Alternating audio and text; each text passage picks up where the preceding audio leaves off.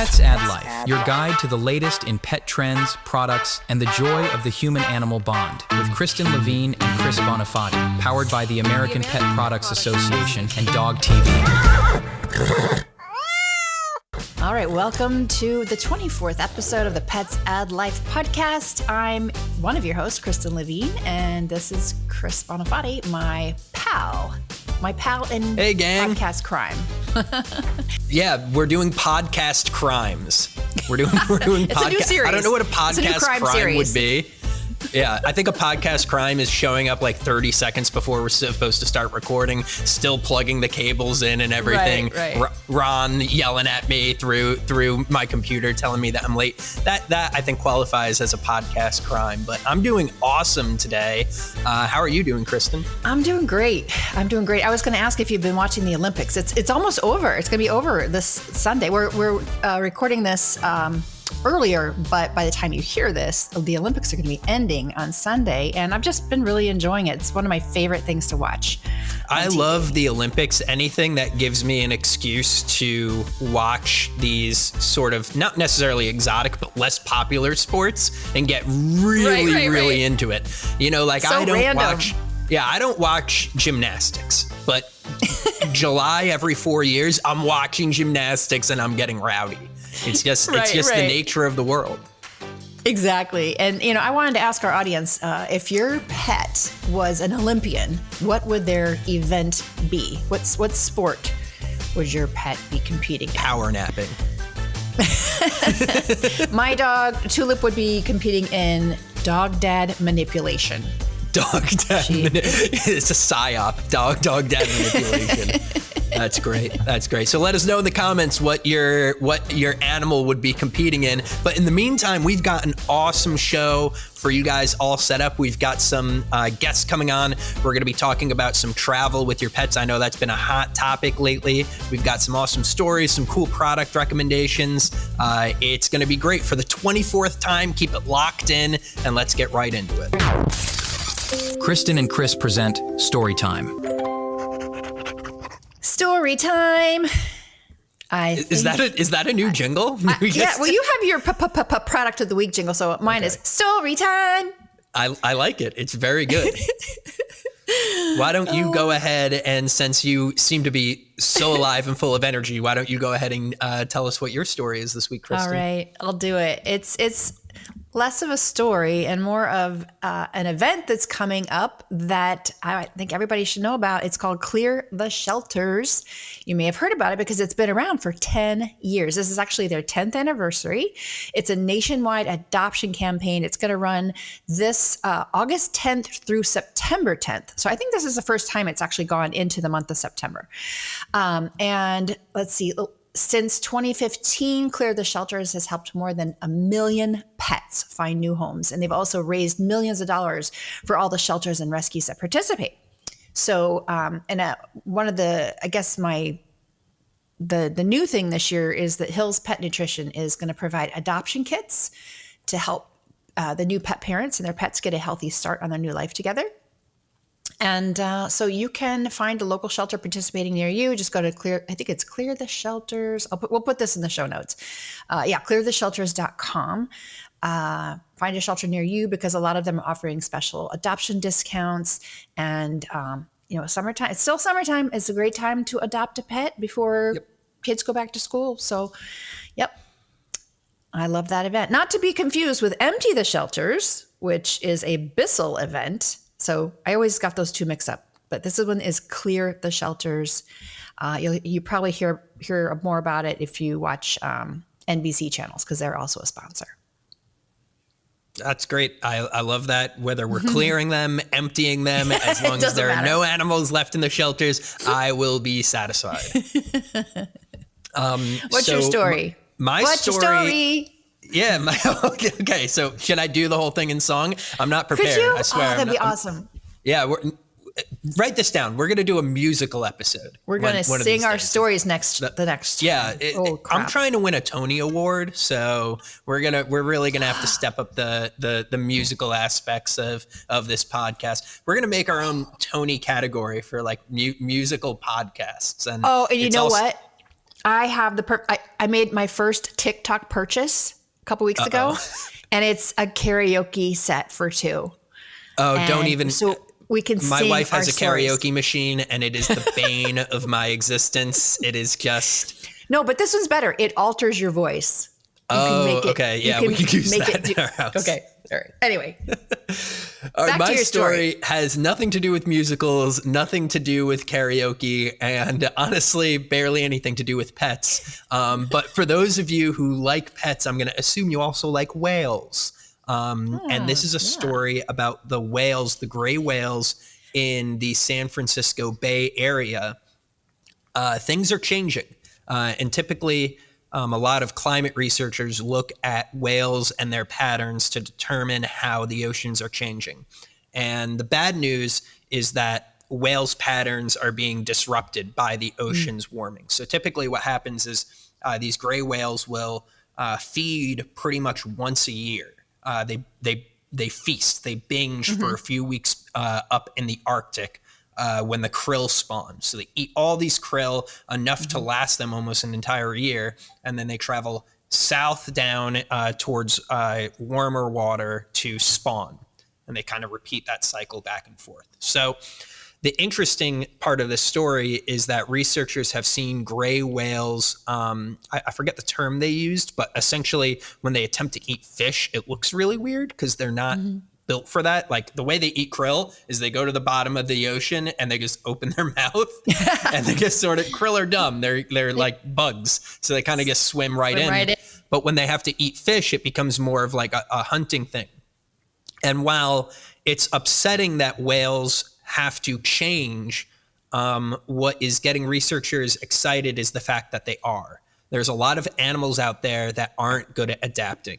Humans have evolved so tremendously because we could adapt to our environment, we could think, and we could figure things out. And when things go wrong, we have contingencies and backup plans. And what these researchers are finding are that whales are capable of this as well. So despite the planet changing, they're finding new ways to feed, new ways to spawn, and they're sort of figuring it out. And what's really cool about this is that they're doing it in a very visual place in the San Francisco Bay, where a lot of people are seeing the whales and seeing their behavior change. It's bringing a lot of visibility to the issues. So while I still hope that we can slow down the effects of climate change, it's good to know that some of our pals in the ocean are figuring things out just like we are. I love that. That's a great story. Thanks for sharing that one. That's Chris B, the science G for you right there. Doing a little science story. He's back. He's back. Beyond the Leash, exploring the untold stories of pet passion and professionalism. All right, joining us today is Dr. Peter Rork. He's the founder of Dog is My CoPilot, which is a nonprofit organization dedicated to transporting animals from overcrowded shelters to adoption centers nationwide. Peter is a seasoned pilot since the age of 16, and he's combined his passion for flying with his love for animals to create a truly life-saving solution for at-risk pets. It started in 2012. Dog is My CoPilot has flown thousands of animals to their forever homes, which obviously is reducing significantly euthanasia rates in shelters across the country. Peter's innovative approach and dedication have made a profound impact on animal rescue efforts, providing a second chance for countless pets. Welcome, Peter. Or Dr. Rork, I presume. No, please call me Peter. Right. Well, it's amazing to have you on. So to get us started, why don't you tell us a little bit about the origins of Dog is My CoPilot and maybe the inspiration behind the idea? Yeah, I always thought that after my life in medicine, I would go back and do something in aviation. And prior to leaving my practice, I registered with an organization called Pilots and Paws. And you sign up and they'll assign a trip for you or a segment of a trip to transport one animal from one place to the other. And I found out very quickly a couple of things. One, if you're transporting one animal and 4 or 5 hours of flight time, that's a really expensive way to transport an animal. Now, for the cost per animal per transport would be thousands of dollars. And although it's a game changer for the dog. I mean, you can run out of resources pretty quickly. And also the pilots and PAWs didn't really vet why the animals were being transported. And I did end up transporting 2 dogs they were going to be using for breeding purposes. And I thought they were treated very poorly when they were received. And I thought, I can't do this. So I was asked to transport animals from San Francisco back to Jackson Hole, Wyoming, which is my home, from the San Francisco SPCA. Marty Watts runs a terrific program out there. If you've never been to that shelter, hardly a shelter. Actually, it is a shelter because it's non-kill.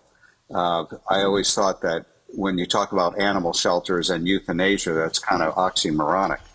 But Marty pulled me aside and said that Jackson didn't really need their help. She wanted to introduce me to a gal down in the Central Valley of California, in Merced specifically.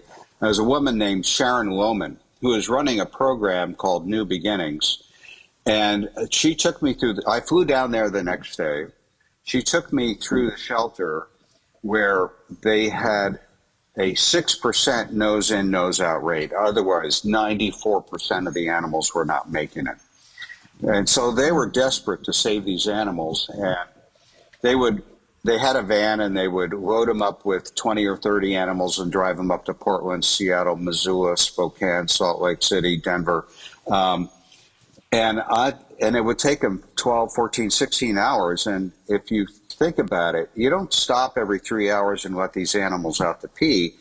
They get in the crate, they get out of the crate once they get to their destination. And that's brutal. And it's really hard on everybody because the drivers have this strong sense of urgency to get there. They don't stop and spend the night at some, Motel 6 or whatever. So I told Sharon, you know what, I can knock those flights out in 4 or 5 hours. And kind of our rule of thumb is whatever the length of drive it is, you divide it by 3, and that's the flight hours that we have. So I took all the seats out of my aircraft. It was a small Cessna 206, and I could put 20 or 30 small crates in there. And so I started flying specifically for Sharon, and I was kind of her best kept secret. But when you fly to these receiving groups, they're also receiving animals from other locations. So they started asking me to fly from these other locations as well. Well, that went on for a couple of years. I was flying about 1,000 animals per year. And after one flight where I was especially crowded in that, I knew I had to get a bigger aircraft. And I knew the aircraft that would serve our purpose as well, which is a Cessna Caravan. You often see them, it's a high-wing, single-engine turbine aircraft, and it usually has FedEx painted on the side. You've seen them at the airport. Yeah, I know the one. Yeah, Yep. So I bought a passenger version of that, and it was all beat up and everything, but it was meticulously maintained. And the very first flight I flew out of Merced with that aircraft had 251 animals on board. Wow. And so that was a Wow. game changer for us. And I did that for years by myself. Kara Pollard, who's my executive director, it was the Kara and Peter show forever. But we still had, I felt we needed to scale up because we were getting so many requests to fly animals. So I brought on some volunteer pilots to help me because I was flying 5-6 days a week. And honestly, I was getting a little burned out. Never wanted to be an airline pilot for a living. Medicine was always my first love. So I was helped with the other pilots, and then I knew we had to get a second caravan. So a couple years ago, we bought our second caravan, put a couple $100,000 into it, upgrading it so it would meet our weather and navigation requirements. And then about a month and a half ago, it was sitting on the ramp down in Dallas, Texas, and a tornado came by and turned it upside down and No. crushed it like a tin can. So we're back to one caravan at this time, but now it's flying 7 days a week. I have gone from 10 volunteer pilots to 3 full-time pilots and 5 volunteer pilots. And we're currently in the process of obtaining a second caravan. Anyway, I went from flying 1,000 animals a year to 1,000 animals a month. Wow. We were kind of flying below the radar until a couple of years ago, and then I was approached by CBS Sunday Morning, and they did a very flattering piece about me that aired on the CBS Sunday Morning show, and we just kind of blew up.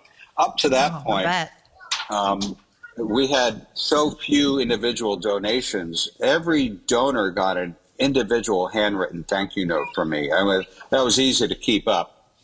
And we did the CBS Sunday Morning thing, and we started getting hundreds and hundreds of donations an hour. And instead of thinking, wow, this is a great problem to have, I'm having chest pain. How am I going to write all these thank you notes? So, I mean, I was just thinking about it just completely in the wrong way. So, but that worked out really well for us. And a lot of these donors turned out to be part of our squadron members, where they can sign up for a small token donation charged to their credit card every month. And that really helps us with our highs and lows of the fundraising. We've gone from a annual budget of the low six figures until now we have a seven-figure budget, running the 2 caravans, 5 full-time employees, and it's really grown into something I never thought it would morph into when I first started this. And it was just me and the 206. So I'm really proud of what we've been able to accomplish. And our numbers we're bumping up on number 35,000 animals saved. And it's really, but it's really just scratching the surface when you consider that 1 million animals a year are euthanized needlessly. And these are otherwise healthy and perfectly adoptable animals. And so, if people would only, the answer is not in transport. The answer is in education to the people. The education is spay and neuter. And if you didn't catch that, it's spay and neuter and spay and neuter. That's the answer. And the other one is to adopt, don't shop. All right. You have to keep in mind that for every animal that's in a shelter, and as I mentioned earlier, it's kind of oxymoronic. How can it be a shelter when they're euthanizing so many of these animals that are in that building? But, for every animal that's in there, there's a human responsible. And so people need to step up and become part of the solution instead of sitting on the sidelines and being part of the problem. So there are really 4 things that your watchers can do if they really want to be part of the solution. They can go adopt an animal, and better yet, adopt 2. I have 2 that I've adopted off my flights. I can cherry pick the animals that I want. right off the plane. Yeah, exactly. And my partner Marcy and I have done that, and it's just they're the best. They feel grateful for some reason. They get on that plane. You know what? They don't know what's going to happen. When we're loading up in the morning, they're chirping at each other, making a lot of noise. And then we load up the aircraft, close the cargo door, spin the turbine, and now that's a sound they've never heard before. And you have to wonder, they're just thinking, is it going to hurt? Yep. Because they've had such a terrible life up to that point. But what they don't realize is they got the golden ticket. And we are now going to deliver them to a shelter that will foster them until they can be adopted out, that will never put down a healthy animal. So go out and adopt an animal, go out and adopt 2. If you can't adopt one, foster an animal. Fostering really helps. It teaches these animals how to be socialized, how to walk on a leash. You can give them some exercise. And, honestly, the animals that are in a shelter probably have maybe a behavioral issue, and that's how they ended up there. And that behavioral issue may be something as simple as being a voyager. You know what? They ran away. Mm-hmm. And I remember one of the dogs I had was a beautiful chocolate lab that I had. I got him out of Hobbs, New Mexico, so I named him Hobbs. And people say, oh, after Calvin and Hobbes? I said, no, Hobbs, New Mexico. So anyway, he was a voyager. If you turned your head for a second, he was gone. He was gone. And A runner. And when I first met him, I was flying down to Texas, and I flew through Hobbs to meet him. And he was like the most mellow animal. And what I didn't know is that when they found him, he was absolutely covered in ticks. He had a tick-borne bacterial infection, wasn't feeling well. And so I met him when he wasn't really at his best. Okay. So I thought, what a Perfect mellow dog. animal. This would be nice.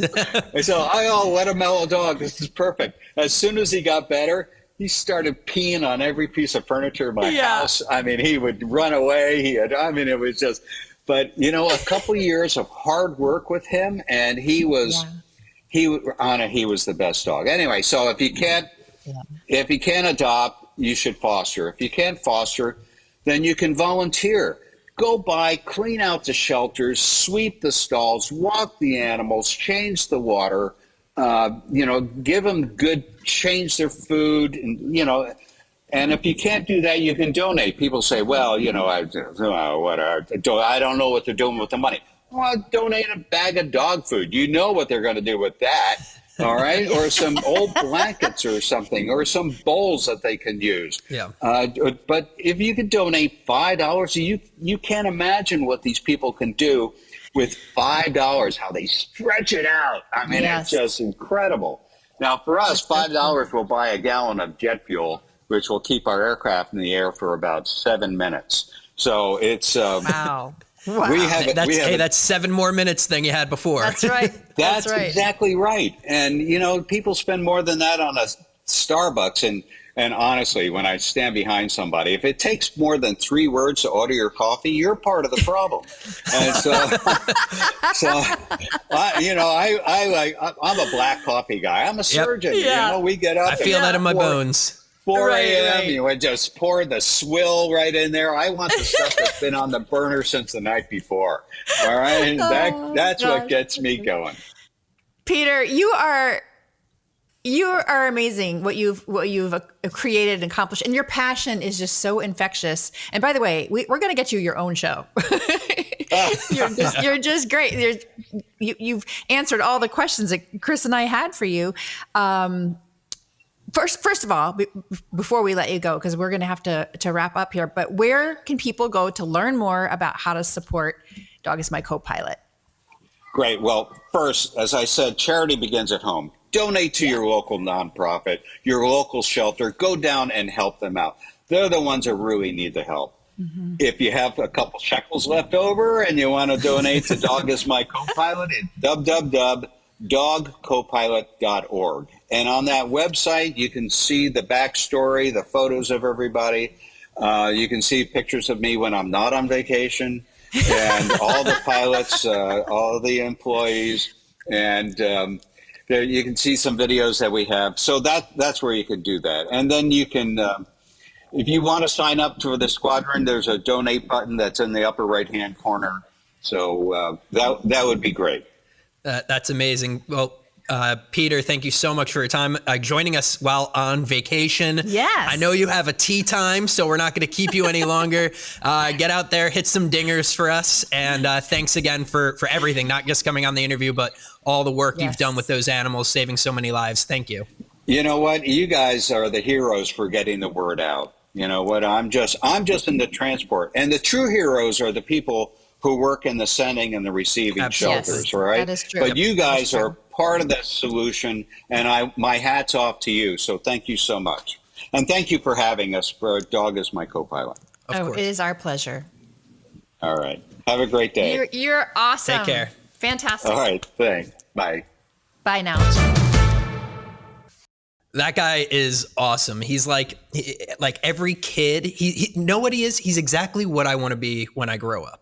And he's like, every kid is like, I want to be this, that. They list like 6 different things. So it's like, I want to be a pilot. I want to be a surgeon, and I want to save animals. I mean, absolutely amazing. And he did it. See, kids, you can be anything you want to be. Yeah, and he's going to go play golf. I mean, life is pretty good if you're Peter, but I do want to touch on like the core concept of this whole thing. We've had in the past Joybound on, and what they use a lot, they're a rescue out of the Bay Area for those who may not have been here for that interview. Right. And a significant amount of their cash donations go to transportation, because they will take a van out and go to the kill shelters and pick up as many dogs as they can. Because most of the products that they receive are through corporate donations. So Peter brought up a great point when he said, start local, because a lot of your shelters are doing that kind of work, going around and trying to save as many animals as possible. And that's what they need money for. It's true. And one last thing, it's so important to donate to your local shelter because, and this is not to disparage any of the national groups, but that money does not trickle down to your community. So donate local. Yeah. So Kristen, you ready for our next guest? We've got another excellent expert here. We're going to talk more pet travel. Yeah, and this is another person that I've actually read about and I've wanted to meet. So we're going to do it. Let's hop right in. All right, and our next guest is Dr. Nelva Bryant, widely known as the pet travel expert. Dr. Bryant brings a wealth of knowledge and experience as the only practicing veterinarian in the airline industry, working tirelessly to ensure the safe and healthy transportation of pets. She began her groundbreaking role at Delta Airlines as the industry's first in-house veterinarian, where she revised and developed policies for safe animal travel. In addition, Dr. Bryant is the owner and creator of When Pets Fly, a platform dedicated to educating pet parents and professionals on the best practices for pet travel. Her extensive expertise spans veterinary pathology, infectious diseases, and international travel regulations, making her a leading authority in animal transportation. Welcome, Dr. Bryant. Thank you so much for joining us today. Can't wait to get some of your expertise. Well, thank you for having me. It's a pleasure to be here, honestly. Thank you so much. I personally would love to hear about your personal journey to becoming the very first in-house veterinarian for a commercial airline carrier. That's pretty impressive. Well, thank you. Yeah, it's funny. People, fellow veterinarians have asked me, how did I get into this role, or what could be done to prepare for this type of role? And all I can say is, to be honest with you, I didn't plan for this. When I went to vet school, I didn't plan that this is where I was going to be later on in my career. I had no idea. My career, honestly, was kind of unique and not typical of most veterinarians. I did veterinary practice, clinical practice straight for 1 year, and went back to college, to veterinary school for a veterinary pathology residency, which I just never expected that either. Always growing up since, say, 7, 8 years old, wanted to be a veterinarian. Only part of veterinary medicine that I knew was small animal medicine. So, but when I went to vet school, I started learning about all the different features and different areas. I fell in love with veterinary pathology and learning the cause of disease and death in animals, and kind of was on that for quite some time. So I practiced for 1 year, then went back to vet school for a veterinary pathology residency. And then, trust me, I did a lot of different things that led to where I am today. Joined the Army, switched to the public health service. And then within the public health service, I had many different roles in federal agencies. And some were veterinary pathology related. Others were more veterinary public health type related. And just gained a different skill set. Learning the regulations and everything. So in 2018, I was retiring from the public health service, looking for opportunities, and looked on LinkedIn, and lo and behold, Delta was advertising they're looking for a veterinarian to be on staff. And I jumped on it. And thank God I got the opportunity. And I just wanted to do, the role I had at CDC, before going to Delta, was with CDC. It was a dog importation. I was a dog importation SME. So I was very familiar with dogs traveling and the regulations behind it. So I wanted to continue on when I was retiring. I'm too young. My son was going to college. I still needed to work. So I decided I needed to do something else to continue on with my career, and found this opportunity. And really, honestly, I'm very excited about the role, very excited about just being in it, and then sharing my insight to help better prepare pet owners and my fellow veterinarians as far as pet transportation. So, but yeah. Yeah, I mean, that is an amazing journey, Dr. Bryant. You've done so many different things. You're uniquely cut out for this role. Yeah. So let's tap into some of that expertise. What would you say, everybody gets worried about sending their pet on an airline, right? When you have to fly with your animal, it's anxiety inducing for you, the pet owner, and also for the animal. So help us reduce some of that anxiety. What are some of the big safety measures that the airlines are putting into place to maintain safety when transporting these animals? Yeah, definitely. Well, one of the main things people don't realize is that the transportation of animals, it's regulated. There are actually regulations already in place for, say, your dogs and cats, and various other species, animal species as well. But there's regulations that we have to comply with. Then the airline can have policies that are a little bit more stringent than those regulations, and everything. And what the airlines have done over the years is they've identified, potentially, say, they might restrict a breed based upon the history of transporting a particular breed of dog or cat. I'm sure you heard of the brachycephalic or snub-nosed breeds. Their majority of the time, they're restricted for travel by cargo. It's because these breeds already, their facial features are compressed. With that, they have sometimes have stenotic nostrils. Stenotic nostrils. They can have an elongated, soft palate. These dogs, such as your pug, Boston Terrier, some of your French bulldog or English bulldogs, that have difficulty breathing normally. So under stress, it gets worse. Dogs they don't sweat like we do, so they overheat because of this through panting, and they don't dissipate the heat properly. So they're prone to heat stroke, and unfortunately, that can lead to death during transport. So the airlines have put in policies in place for that. They're saying, hey, we don't want to transport these animals and have that potential risk. And that's a safety feature that's in place. A lot of folks don't like it, but it's a safety feature to keep your animals safe with it. So I'll be honest with you guys. I've seen situations where folks have had their veterinarian falsify the documentation as far as the breed of their dog to allow it to travel. But you realize you are really putting your pet at risk when you do that, because these policies are in place for the safety of your animal, of your pet. And also airlines have, they might have temperature limits or embargoes in place during the hot seasons. That's for the safety and welfare of your pet. Out on the tarmac, it gets hot. I'm in Atlanta.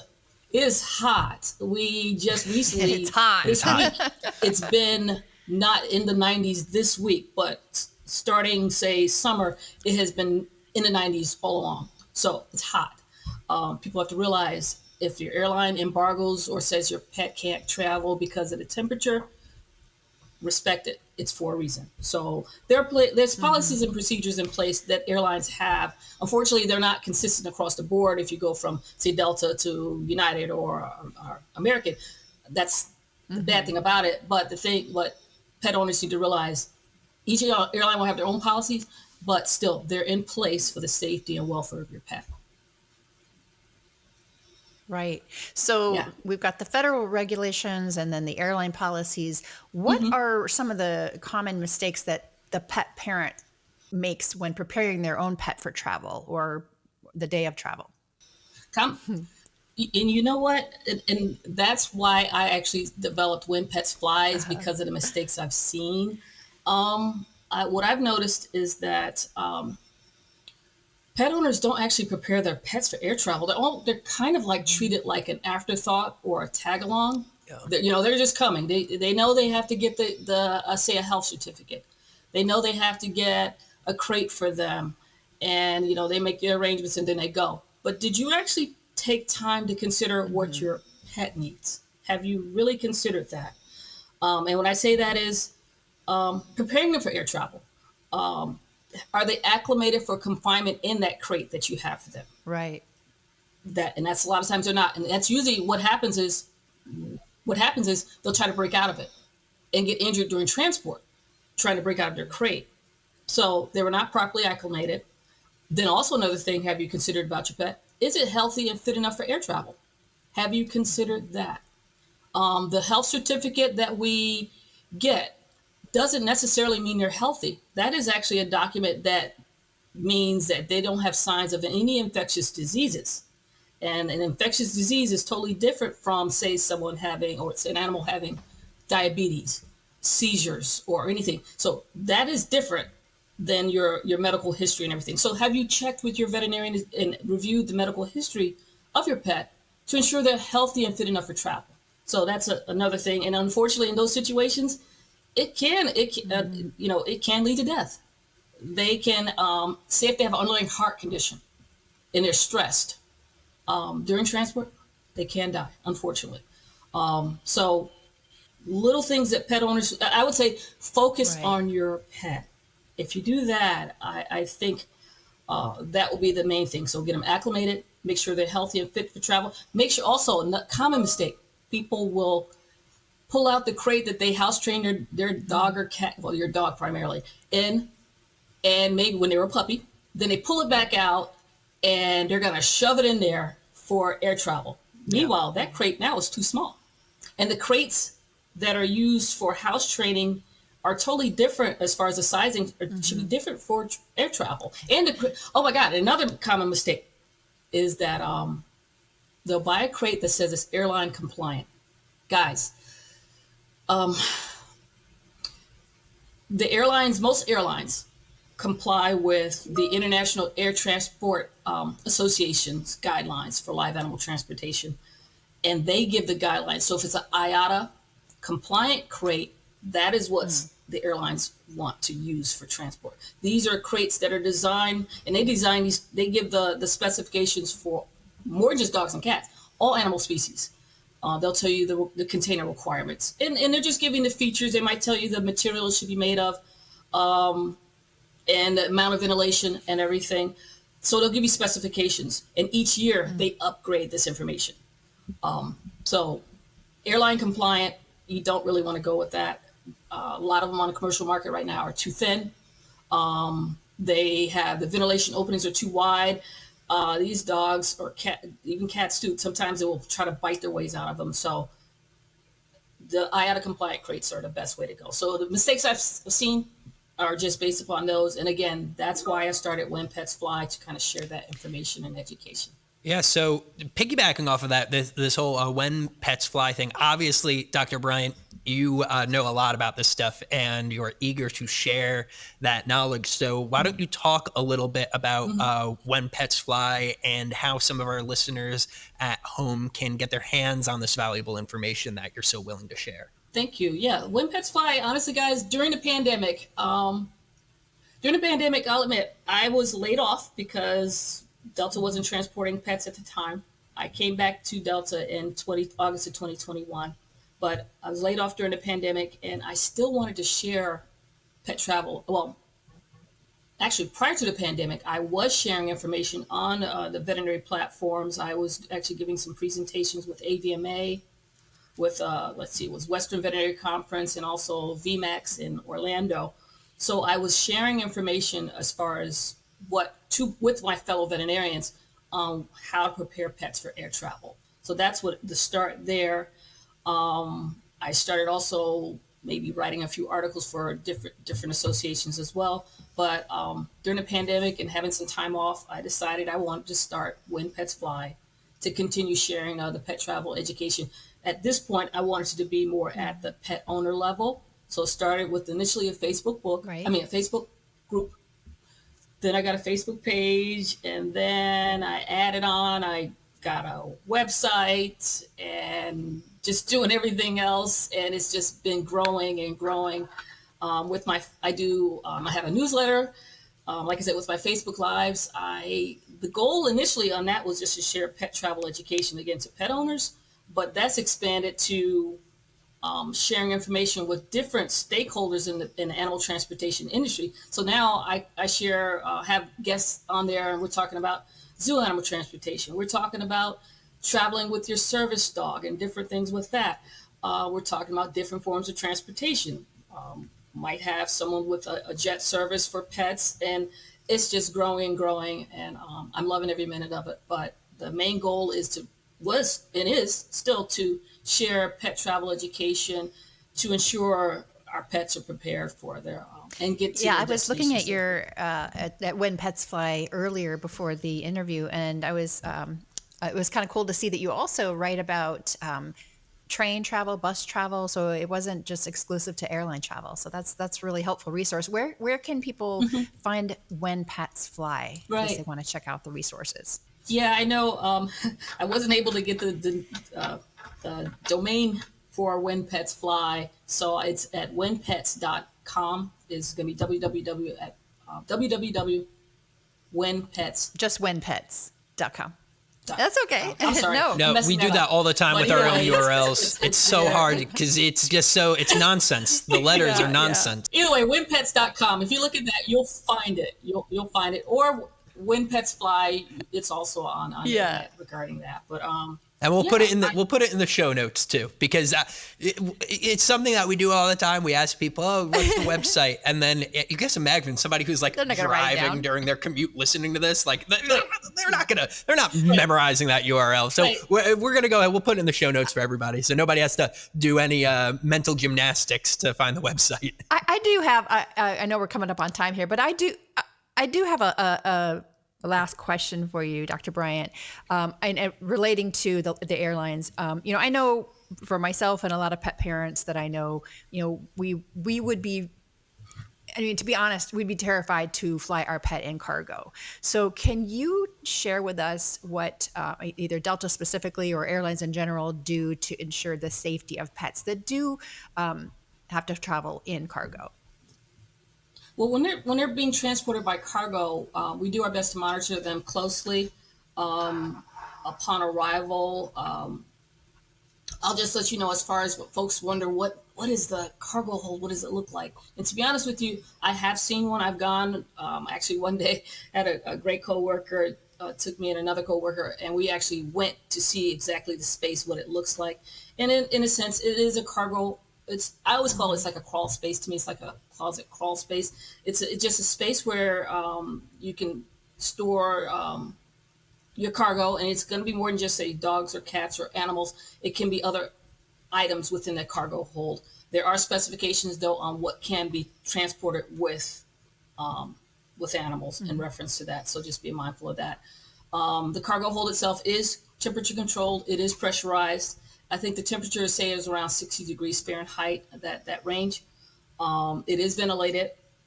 Be aware, though, that a lot of folks don't realize is that not every aircraft is ventilated and will allow the transport of animals. So be mindful of that.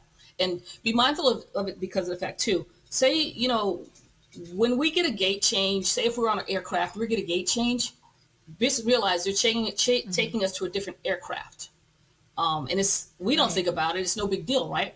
But say if animals were on the aircraft, it will be different for them because the aircraft we change to may not have ventilation or the other accommodations to transport animals. So it's not always as simple as you think, change planes and it doesn't matter.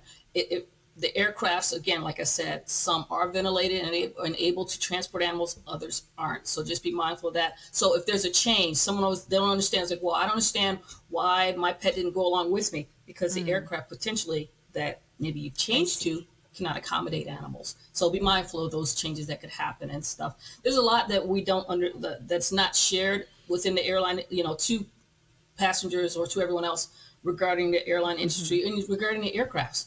Like I said, just be mindful. And then there's some FYIs for folks to know also for aircrafts. There are also restrictions on the size of crates based upon the aircraft getting inside the cargo hold. We do not tip or tilt crates to get inside. They have to be straight up and go in. So if they're too large to go in through that door, just be mindful. Sometimes that happens, unfortunately, for these larger breed dogs in the 700 series crates. There could be difficulties there. One thing I don't want people to do in the process of, say, trying to accommodate the crate size for the aircraft, please don't ever compromise your pet and put them in a crate that's too small for it, just to try to get it where you need it to go.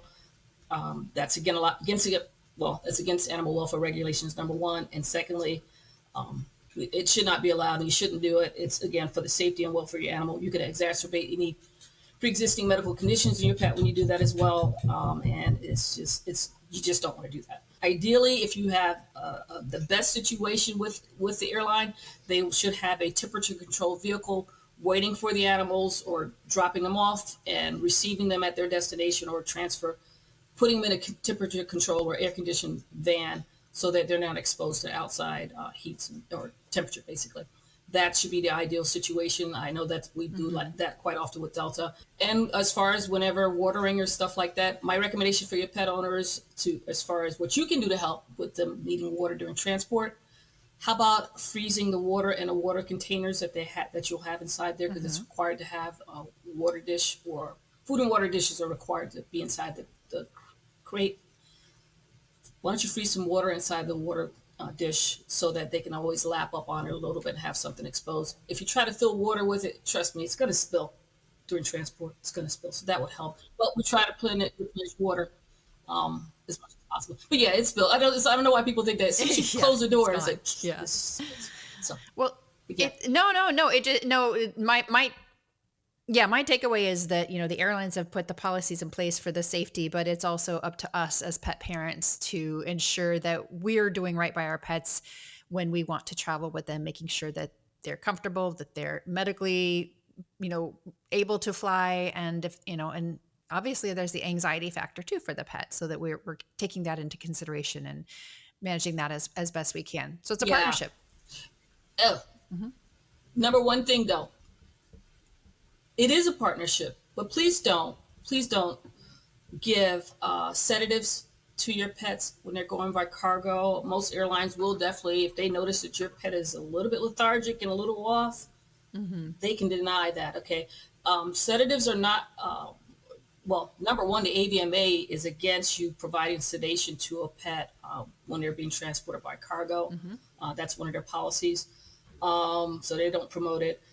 Airline is definitely not promoting it. And what it does for the animal, the ability to, if a dog has a pre-existing medical condition, again, that can get further exacerbated.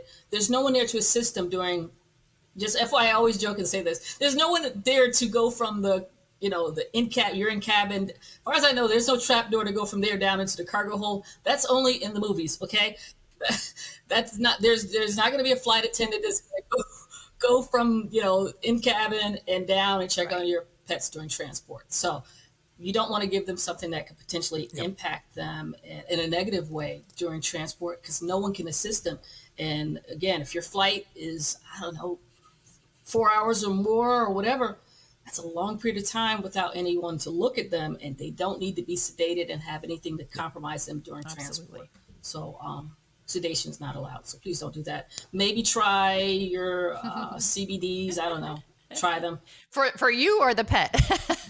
A little column A, a little column B. Well, you know what? I had a guest on my show once. My Facebook Live made a statement. She says, "Yeah, she said, why don't you take the sedative?" She said, it was like, yeah, sedatives are allowed for the pet owner. Yeah, not for the That's animal. Funny. So we need to relax. And I think if we're more relaxed and take all the preparation steps, then you should relax. Just relax. You did everything you could to make sure your pet was prepared. And now you're going to have to, you have to trust the airline. We have to trust everyone guys, we have to trust that we're going to get to our destination safely too, right? On the aircraft, we have to trust that too. So have some trust that your pet will get there safely as well. That's great. Well, Dr. Bryant, we are up at time here.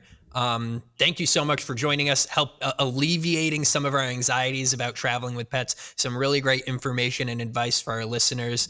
Thank you so much for your time today. Yeah, this is great. Pets add life. I'm happy to know that a commercial airline has actually hired a veterinarian, to kind of oversee the safety measures. Yeah. I'm kind of surprised they don't all have one, since most of the big carriers do transport pets. But anyway, she was great.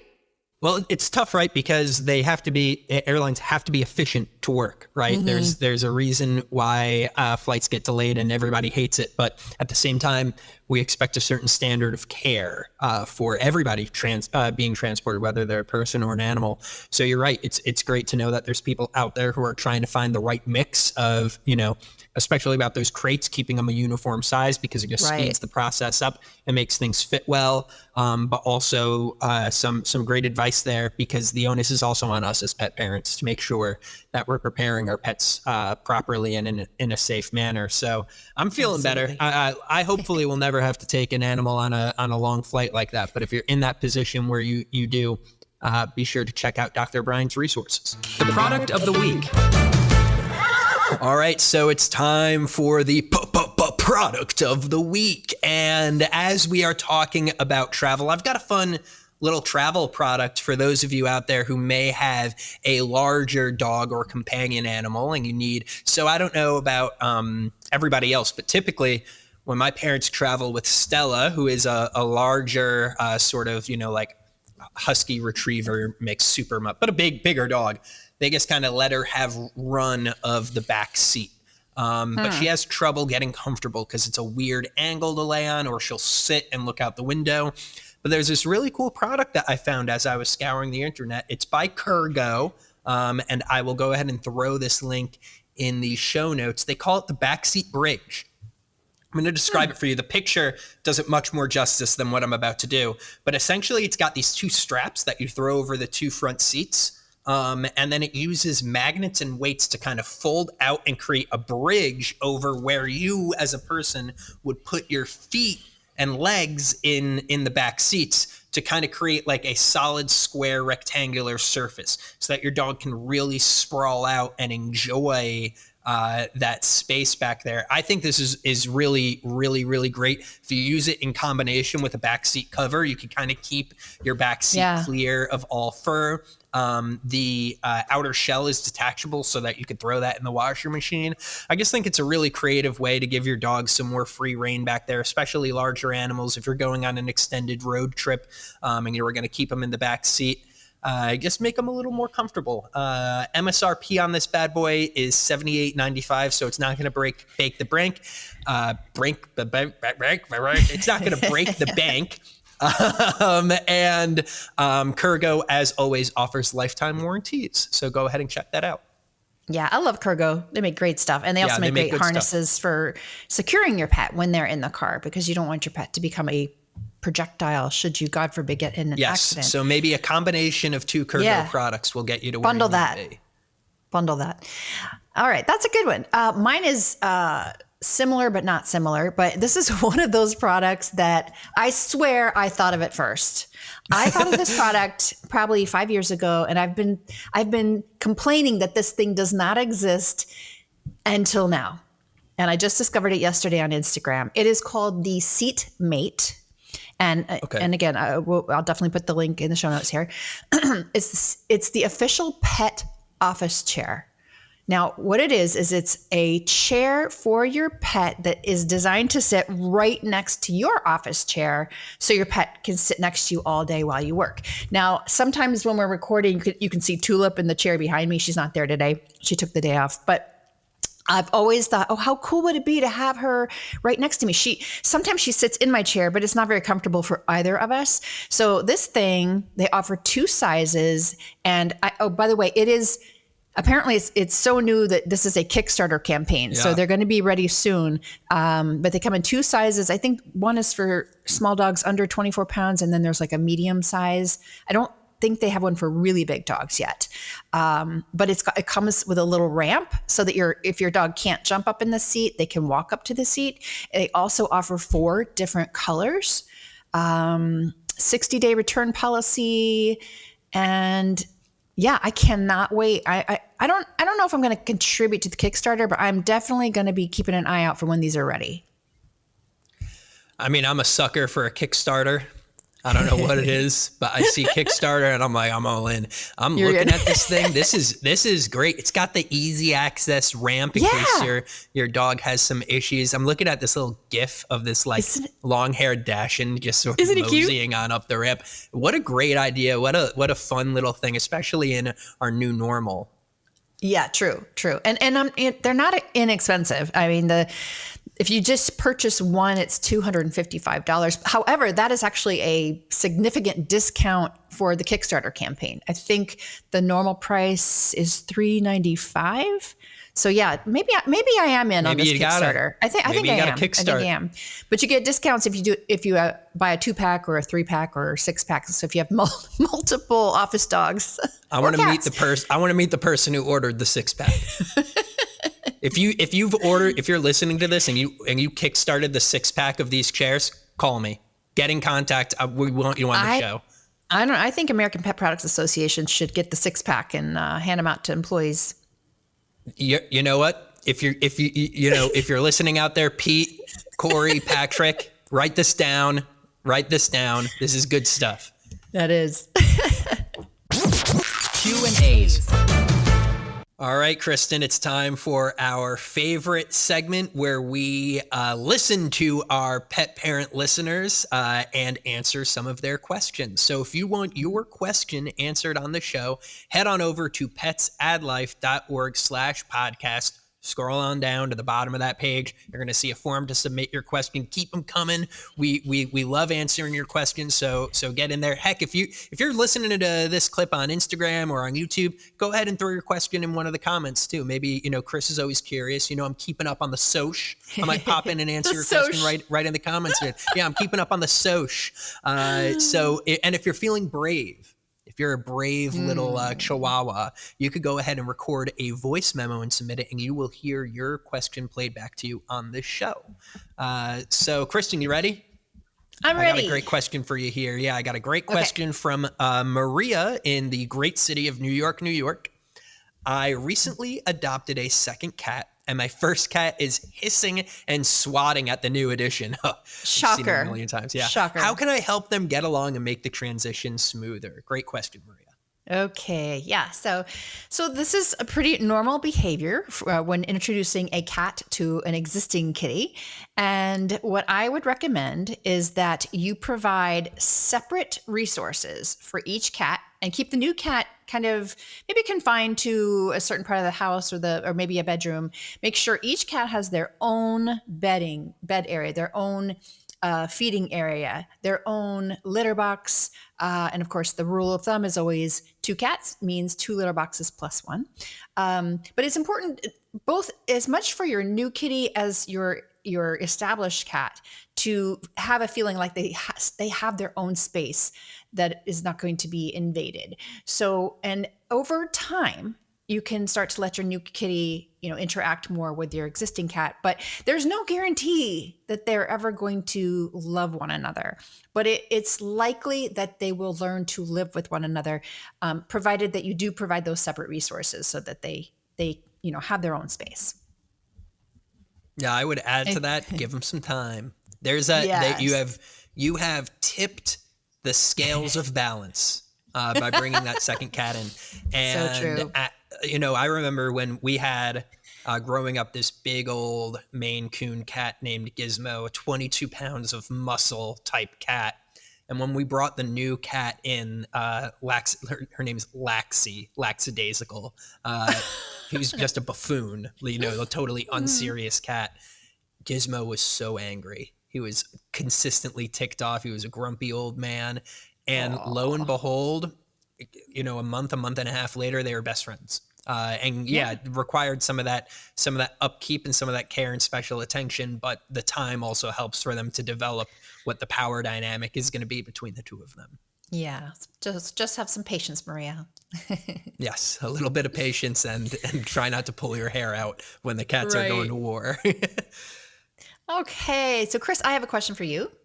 Okay. And this is from Lisa in Miami. Hey, you're headed to Miami today, so that's appropriate. I am. I'll see you there, Lisa. Lisa says, I recently started keeping tropical fish, and I'm concerned about maintaining the right water conditions. What are some essential tips for keeping my aquarium healthy and my fish happy?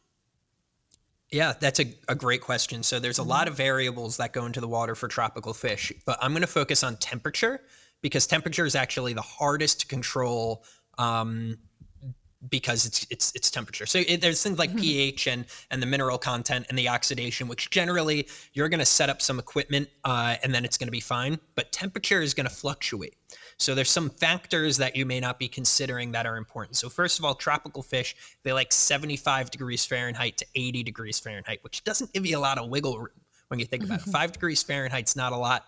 So things like just swings in temperature in your house. So I know you're in Miami, so it's pretty warm to begin with. So you're already off to a great start. But you need to consider where the tank's located.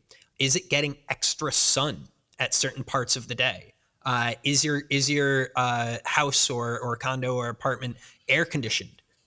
In which case you may need a heated tank. You may need to be offsetting the effects of air conditioning. Lighting too. How are you lighting this aquarium? Because those lights can add a lot of extra heat. At 80 degrees Fahrenheit is pretty high, but a light can bring it right on over. And then think about specifically the type of fish that you're bringing in. That 75 to 80 is a general rule for tropical fish. Not all fish are created equal. Betta fish typically like an even warmer tank beyond 80. And then there's some fish that are going to prefer a little cooler. So you want to make sure that whatever you're filling your tank with are generally agreeable. They all kind of want the same conditions. And then consider those other random factors that may cause the temperature of the tank to fluctuate throughout the day and try to keep that to a minimum. So keep the tank out of some of that hot Florida sunshine. Make sure that you're keeping that room that it's in at a consistent temperature, and then offset those changes in temperatures with a heated tank and some creative lighting. That sounds complicated. This is why I do not have tropical Keeping fish is complicated. Everybody thinks, oh, fish, starter pet. How hard can it be? Wrong. Oh. Wrong. You have become a scientist. Congratulations. You bought a fish. You're now a scientist. You're not a pet owner. You are a chemist who's doing chemical tests on water. You're doing math. There's math involved in owning fish. Oh, man. So Nobody tells you that before you get the fish. Nobody tells you that. And as always, if you're struggling keeping fish, this is the one time I'm not going to tell you to go to the veterinarian. Go to your local hobby shop. Find a hobby shop that does fish and aquariums, and just talk to them about the problems you have. There's going to be some product solutions. There's going to be some holistic solutions, and there's probably a knowledge gap there. So seek out that expert help. That was good. All right, Kristen, that was a heck of a show. Truly was. But we have reached the end of it. It goes by so quickly. It does. They say time flies when you're having fun, and I'm having fun when I'm podcasting with my pal. Me too. So as always, if you are at the edge of your seat wondering when you're going to hear Chris and Kristen next, new episodes drop every Tuesday wherever you get your podcasts. Be sure to share the show with a friend. You know, it's coming at the end of summer. I want you to send your best friend your favorite memory with them over the summer, and also a link to our podcast. Because that's what pals do. If you like what you're hearing, leave us a 5-star review. If you don't like what you're hearing, leave us a 5-star review and then explain in the review what you would like for us to do different. Every like and comment really helps amplify the message. If you're seeing one of these clips on social media, be sure to follow us. Instagram. I think we have an Instagram. We have a LinkedIn page, but don't do LinkedIn. Just do Instagram, because that's the fun Facebook one. too, right? Interact with those clips, share them with a friend, leave a comment. We appreciate all the engagement. We love you all for listening to us every week. And until next time, we'll see. What are we doing until next time? I don't know. I was teeing you up for something. Okay, sorry. I was teeing you up for something. I guess I was teeing you up for failure. So until next time, just, I don't know. Yeah, keep cool. Love your pets. Love each other. And we'll see you next week on Tuesday. Yeah. All right. Yep. Bye.